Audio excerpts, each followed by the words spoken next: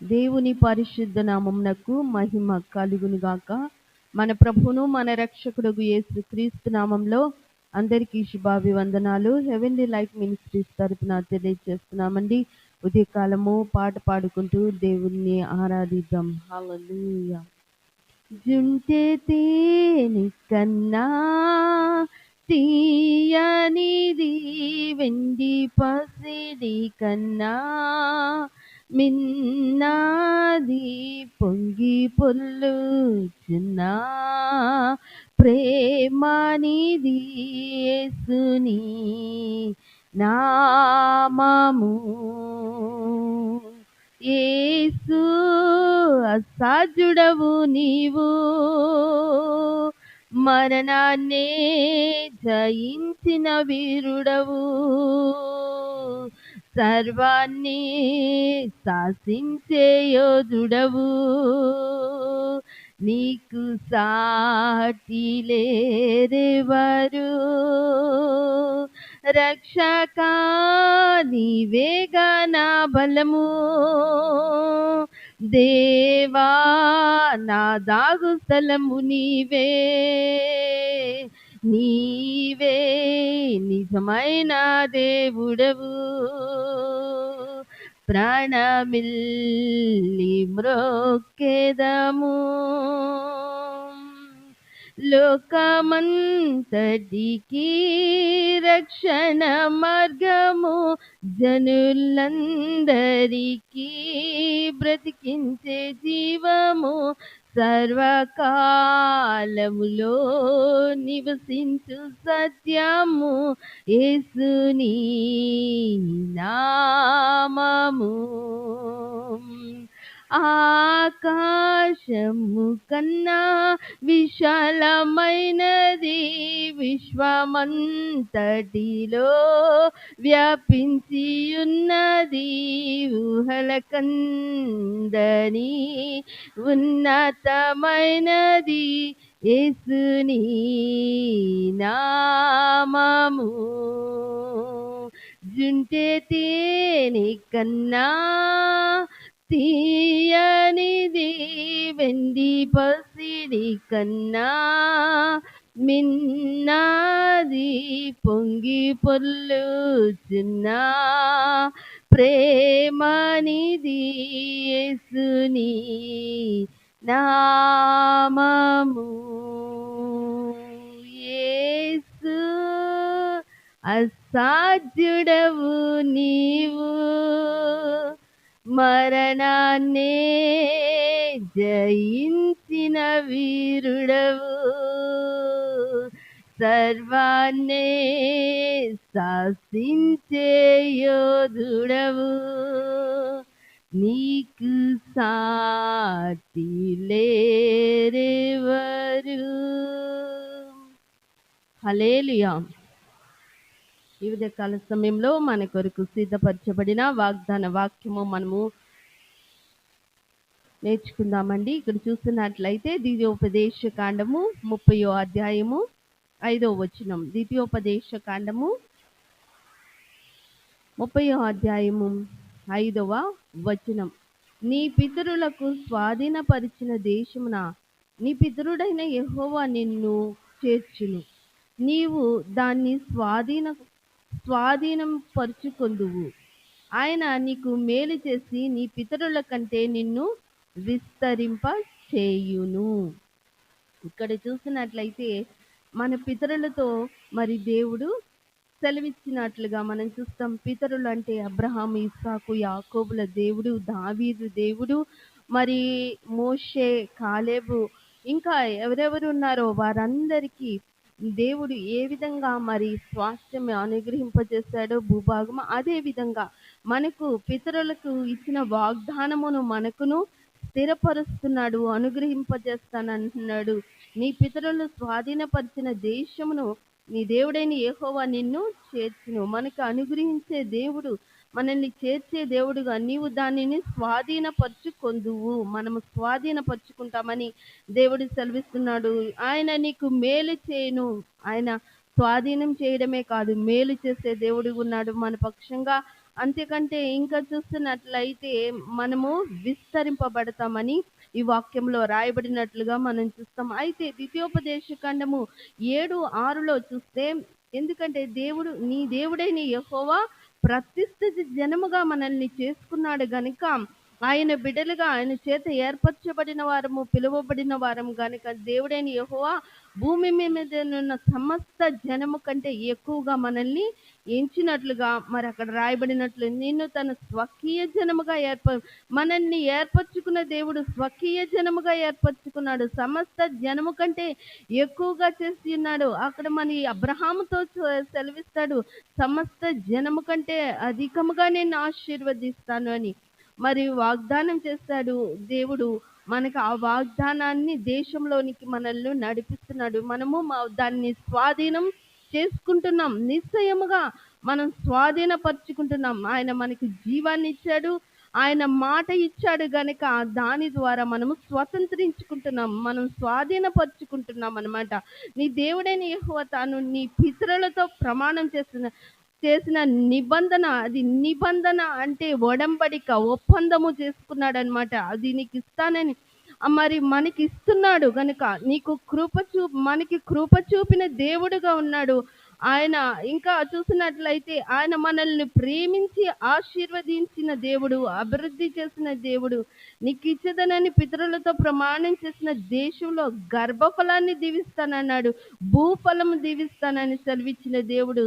నీ సస్యమును దీవిస్తానన్నాడు, మన ద్రాక్షరసమును మన నూనెను దీవిస్తానన్నాడు, మన పశువుల మందల్ని దీవిస్తాను, మన గొర్రెల మేకల మందలను దీవిస్తానని సెలవిచ్చిన దేవుడు సమస్త జనము కంటే ఎక్కువగా మనల్ని ఆశీర్వదిస్తానని మరి దేవుడు సెలవిస్తున్నాడు గనక మనం ఆశీర్వాదానికి పొందుకోవడానికి అర్హులంగా మనము ఉండాలి. ఇక చూసినట్లయితే ఇర్మియా 18లో కూడా ఆయన ఈ విధంగా సెలవిచ్చినాడు, యెహోవా మాట సెలవిస్తున్నాడు, ఆయన మాట సెలవిచ్చినాడు, యాకోబుకు ఆ మాట సెలవిచ్చి ఉన్నాడు. మరి ఇర్మియా 30:18లో చూస్తే, నివాస స్థలమును కరుణిస్తానన్నాడు. మనం నివసించే స్థలాన్ని కరుణించి దేవుడు, ఆయన కనికర సంపన్నుడు, చెరలో నుండి రప్పించాడు. ఏ చెరలో నువ్వు ఉన్నావో ఆ చెర నుంచి విడిపించు దేవుడుగున్నాడు, కరుణించు దేవుడుగున్నాడు.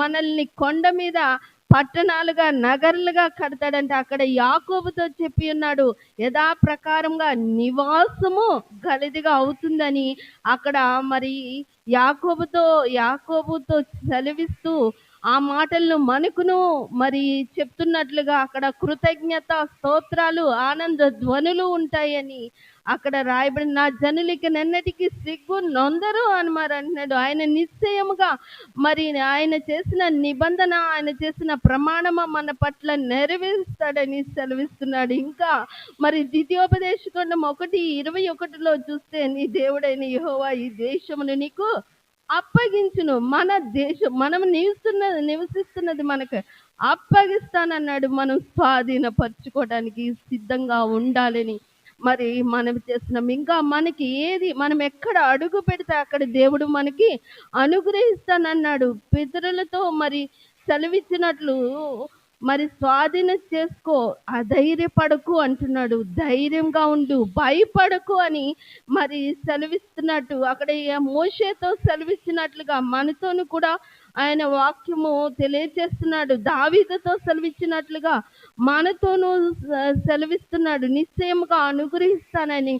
మరి అలాగే మనం చూస్తున్నట్లయితే యాకోబుతో సెలవిచ్చినట్లుగా, అబ్రహాముతో సెలవిచ్చినట్లుగా మనకు కూడా ఆయన తెలియజేస్తున్నాడు. ద్వితీయోపదేశకాండం 9:1లో చూస్తే, ఇశ్రాయేలు వినుము అంటున్నాడు. మనం కూడా నీ పేరు పెట్టి నా పేరు పెట్టి మన కుటుంబం పక్షంగా మరి వినండి అని సెలవిస్తున్నాడు. ఆకాశం అంటూ ప్రకారం గల గొప్ప పట్టణంలో స్వాధీనపరచుకునేటట్టుగా చేస్తానని మరి అక్కడ మరి యోర్దాను దాటవలెను అంటున్నాడనమాట. మనము యోర్దాను దాటటానికి, మనము వారసులవ్వటానికి, మనము పొందుకోవటానికి, మరి స్వాధీనపరచుకోవటానికి అలనాడు యాకోబుతోను, దావీదుతోను, అబ్రహాముతోను సెలవిచ్చిన దేవుడు, మన పితరులతో ప్రమాణం చేసిన దేవుడు, నీ పక్షంగా, నా పక్షంగా, మన పక్షంగా, మన కుటుంబ పక్షంగా, మన పరిచర్య పక్షంగా ఉన్నాడు. స్వాధీనపరుచుకునే వరంగా విశ్వాసంతో ముందుకు కొనసాగాలి. యోర్దాను దాటాలి, యోర్దాను నది దాటాలి. యోర్దాను నది దాటితే మనము స్వతంత్రించుకోవాల్సిన వరంగా ఉంటున్నాం. అది ఏ విధంగా, మరి కష్ట పరిస్థితి, క్లిష్ట పరిస్థితి ఏదైనాను మరి దాటవలసిన వారంగా ఉంటున్నాం. ఇంకా మనం చూస్తున్నట్లయితే మరి ఎంతో మంచి వాక్యాలు మనకు మన జీవితాలకు అప్లై చేసుకోవటానికి దేవుడు అనేక మాటలు మరి రాసి ఉంచినాడు. యెహెజ్కేలు 37:34లో మనం చూస్తున్నట్లయితే ఒక మంచి వాక్యము మనము చూద్దామండి. ఇక్కడ చూస్తున్నట్లయితే నిశ్చయంగా దేవుడు ఏ విధంగా మన పక్షాన్ని యుద్ధం చేస్తాడో, ఏ విధంగా మనల్ని ఆశీర్వదిస్తాడో అన్న వాక్కులు ఇక్కడ 34వ అధ్యాయంలో మరి 26వ వచనంలో చూస్తే, వారిని నా పర్వతముల చుట్టుపట్ల స్థలములను దీవెనకరంగా చేయుదును. మనల్ని మరి ఆయన యెరూషలేము చుట్టూ ప్రాకారంగా ఉన్న దేవుడు, పర్వతాలను చుట్టూ ఉంచిన దేవుడు, మన చుట్టూ ఉంచాడు. మన యెరూషలేము చుట్టూ ఉంచిన దేవుడు మనకి మరి దీవెనకరంగా చేసే దేవుడుగా ఉన్నాడు. ఇంకా చూసినట్లయితే మనము ఇందాక చదువుకున్నాం కదా, ద్వితీయోపదేశ కాండంలో ఏ విధంగా మరి ద్రాక్షారసమును, నూనెను, మా గర్భఫలమును సమస్తాన్ని ఆశీర్వదిస్తానన్న దేవుడు ఇక్కడ చూసినట్లయితే మనల్ని దీవెనకరంగా చేస్తానన్నాడు. ఋతువుల ప్రకారము వర్షము కురిపించే దేవుడుగా ఉన్నాడు. దీవెనకరమగు వర్షము మన కొరకు అనుగ్రహిస్తున్నానన్నాడు. ఫల వృక్షములు ఫలింపని చేస్తానని, భూమి పంటలను అనుగ్రహిస్తానని అన్నాడు. దేశమున నిర్భయంగా మనము నివసించే వారంగా ఆయన చేస్తానని సెలవిస్తున్నాడు. నేను వారి కట్లను తెంపి వారిని దాసులుగా చేసిన వారి చేతిలో నుండి విడిపిస్తాను. మనల్ని విడిపించే దేవుడుగా ఉన్నాడు. మనల్ని నిర్భయంగా ఉండమని మరి ఆయన బోధిస్తూ సెలవిస్తున్నాడు. ఆయన వాక్కులు అవునంటే అవును, ఆయన మాట నిశ్చయముగా నెరవేర్చు దేవుడిగా ఉన్నాడు.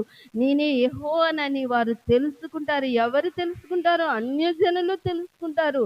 మరి మనల్ని ఏ విధంగా అంటే ఒక గొప్పగా ఆయన రెక్కల చాటున భద్రపరుస్తానని 24వ వచనంలో చూస్తే, యెహోవానైన నేను వారికి దేవుడనై ఉందును, నా సేవకుడైన దావీదు వారి మధ్య అధిపతిగా ఉండును. యెహోవానైన నేను మాట ఇచ్చి ఉన్నాను, ఆ మాటను స్థిరపరచువాడుగా ఉన్నాను అని దేవుడు సెలవిస్తున్నాడు.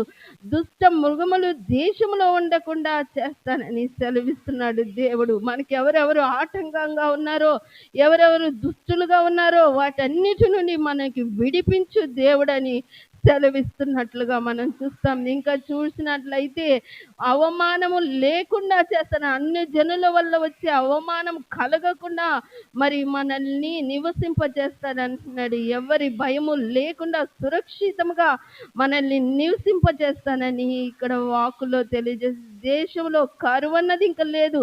కరువు అంతా సమృద్ధిగా మార్చే దేవుడు, సర్వ సమృద్ధితో మనల్ని నింపుతానని సెలవిస్తున్న దేవుడు. ఇంకా చూసినట్లయితే ఎన్ని గొప్ప వాక్యాలు మరి అవమానము, మరి అన్య జనుల్లో వచ్చిన అవమానాన్ని తీసివేసి ప్రఖ్యాతిని, ఖ్యాతిని, మంచి పేరును మనకు అనుగ్రహిస్తానని దేవుడు సెలవిస్తున్నాడు. ఆ కింద వచనంలో చూస్తే, నేను తమకు దేవుడుగా ఉన్నానని, ఇజ్రాయేలీయులైన తామును నా జనులై ఉన్నారని అన్య జనులు తెలుసుకునేటట్లు దేవుడు మనల్ని గొప్ప చేయి దేవుడు. ఆయన ఇజ్రాయేలీయులు అంతగా ప్రేమించి గొప్ప కార్యాలు మన పక్షాన జరిగిస్తున్న దేవుడు. ఆయన ఆశీర్వదించి ఏ విధంగా అబ్రహాము, ఇస్సాకు, యాకోబులు పితరులు, దావీదు మరి అలాగే మోషేని, కాలేబులకు ఏ విధంగా స్వాస్థ్యమును అనుగ్రహింపజేస్తానని యెహోషువతో సెలవిచ్చి ఉన్నాడు. యెహోషువ 21:43లో యెహోవా ప్రమాణం చేసి వారి పితరులకు ఇచ్చేదనని చెప్పిన దేశమందు ఆయన ఇశ్రాయేలులకు అప్పగించెను. నిశ్చయముగా దేవుడు మనకు అప్పగిస్తున్నాడు మన స్వాస్యాన్ని, మన దేశాన్ని, మన ప్రాంతాన్ని, మనకున్న సమస్తము దేవుడు మనకి ఏదైతే నిర్ణయించి పెట్టాడో సమస్తము మనకి ఇవ్వగలన మరి సమర్థుడుగా ఉన్నాడు. ఆయన మాట తప్పని దేవుడు. వారు దానిని స్వాధీనపరుచుకొని దానిలో నివసించిరి అని రాయబడినట్లుగా మనం చూస్తున్నాం. గొప్ప దేవుడు మన కొరకు ఏదైతే సిద్ధపరిచాడో అవన్నీ మనకి నిశ్చయముగా అనుగ్రహిస్తున్న దేవుడు. అలాగే మనం చూస్తున్నట్లయితే హెస్కేలు 37, 24, 25, 26లో చూసినట్లయితే నా సేవకుడైన దావీదు వారికి రాజవును, వారికి అందరికీ కాపరి ఒక్కడిగా ఉండును. వారు నా విధులను అనుసరించుదురు, నా కట్టడలను గాయకొందురు. మనం ముఖ్యంగా మరి ఏ విధంగా దేవుని కట్టడలు విధులను గాయకుంటామో, మరి పితరులతో ప్రమాణం చేసిన దేవుడు మనతోనూ ప్రమాణం చేస్తున్నాడు. యాకోబుతో మరి నీ దేశమును నేను ఇస్తాను అని నిశ్చయంగా అక్కడ నివసింపజేస్తాను అని సెలవిచ్చిన దేవుడు, దావీదుతో ప్రమాణం చేసిన దేవుడు, అబ్రహాము, ఇస్సాకుల, యాకోబుల పితరుల దేవుడు మనతోనూ కూడా వాగ్దానం చేస్తున్నాడు. నిశ్చయముగా మనకు అనుగ్రహిస్తానని, పిల్లము అక్కడ నివసింపజేస్తానని, నిత్యము నివసిస్తారని దేవుడు సెలవిస్తున్నాడు. మరి ఎల్ల కాలము మరి మనతో ఉన్నానని సెలవిస్తున్న దేవుడు, నేను వారితో సమాధాన నిబంధన చేస్తున్నానని దేవుడు మనతో మరి నిబంధన చేసిన దేవుడు, మరి గొప్ప కార్యాలు మన పక్షాన చేస్తున్న దేవుడుగా ఉన్నాడు. ఇంకా చూస్తున్నట్లయితే అది నాకును వారికి నిత్య నిబంధన అని సెలవిస్తున్నాడు. మనకి దేవునికి ఒక నిబంధన ఉంది కనుక దాన్ని స్థిరపరుస్తానంటున్నాడు, మనల్ని విస్తరింపచేస్తానని సెలవిస్తున్నాడు. ఇంకా మనం చూస్తున్నట్లయితే నా పరిశుద్ధ స్థలము నిత్యము ఉంచెదను, నా మందిరము వారికి పైగా ఉండును అని, నేను వారికి దేవుడినయుందును, వారు నాకు జనులై ఉంటారని మరి దేవుడు ఇక్కడ ఈ వాక్యంలో సెలవిస్తున్నట్లుగా ఆయన మనకు చేసిన నిబంధన మరి సమాధానార్థమైన నిబంధన, నిత్య నిబంధన, నిత్యము మనము జీవించేటట్లుగా, నిత్యము మరి దేవుడు చేసిన ప్రతి ప్రమాణమును మరి వాగ్దానమును మనం వారసులవుతామని, మరి దాన్ని స్వాధీనపరుచుకుంటామని దేవుడు సెలవిచ్చున్నాడు. ఏ విధంగా మరి మన పితరులు స్వాధీనపరుచుకొని దానిలో ప్రవేశించారో ఆ విధంగా మనము కూడా ఉంటామని, మనకి ఈ జీవవాక్యాన్ని ఇచ్చాడు. ఈ మాటలు మన జీవితాలలో ఇవి నిశ్చయంగా ఫలింపచేసే దేవుడుగున్నాడు గనక మనము మన దేశాన్ని, మన ప్రాంతాన్ని మనము స్వాధీనపరుచుకునటానికి దేవుడు కృపను అనుగ్రహించును గాక. ఆమేన్. ప్రార్థన చేసుకుందామండి. స్తోత్రం పరిశుద్ధుడా, నీకు వందనాలు, కృతజ్ఞతలు చెల్లిస్తున్నాం. నువ్వు మేలు చేయి దేవుడు అన్నావు, మమ్మల్ని విస్తరింపచేస్తానని సెలవిచ్చిన దేవుడు, మమ్మల్ని స్వాధీనపరచుకోమన్నావయ్యా. నీకు వందనాలు, స్తోత్రాలు. మా పితరులకు ఇచ్చిన అయ్యా నాయన దేశమును మాకిస్తానని నువ్వు ప్రమాణం చేసిన దేవుడవయ్యా. సమాధానార్థమైన నిబంధన నువ్వు చేసావయ్యా, నిత్య నిబంధన నువ్వు మాతో చేసిన దేవుడవయ్యా. నీకు వందనాలు అయ్యా. నువ్వు పిలుచుకున్న దేవుడవయ్యా నాయన. నీ జనమైన వారికి నువ్వు ఏ విధంగా గొప్ప కార్యాలు వారి జీవితంలో చేసావో తండ్రి, మా జీవితంలో చేస్తున్న దేవుడవయ్యా. నీకు వందనము, స్తుతులు, స్తోత్రాలు చెల్లిస్తున్నాం నాయన.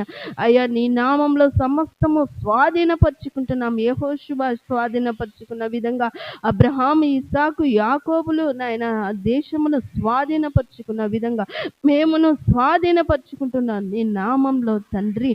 అయ్యా నీ నామంలో ఏది అడిగినా అనుగ్రహిస్తానన్నావు. నీ చిత్తంలో తండ్రి చిత్తానుసారంగా ఏది అడిగితే అది పొందుకుంటారన్నావు తండ్రి నాయన.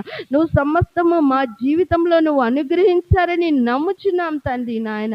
నీకు వందనము, స్తుతులు, స్తోత్రము చెల్లిస్తూ ప్రభా, ఎంతమంది బిడ్డలైతే ప్రభా అయ్యా భూ సమస్యల కోసం ఉన్నారో ప్రభా, వారందరికీ నాయన రావాల్సిన భాగం యేసు నామంలో ప్రతి ఒక్కరూ పొందుకుందురుగా కానీ ప్రార్థన చేస్తూ ప్రతి ఆటంకాలు తొలగించుమని నాయన కృతజ్ఞతలు చెల్లిస్తూ నాయన అయ్యా సమస్త మహిమ, ఘనత, కీర్తి, ప్రభావాలు నీకు ఆరోపిస్తూ నజరేయుడైన యేసుక్రీస్తు అతి శ్రేష్ఠ నామమున అడిగి వేడుకొని పొందినాము తండ్రి. ఆమేన్.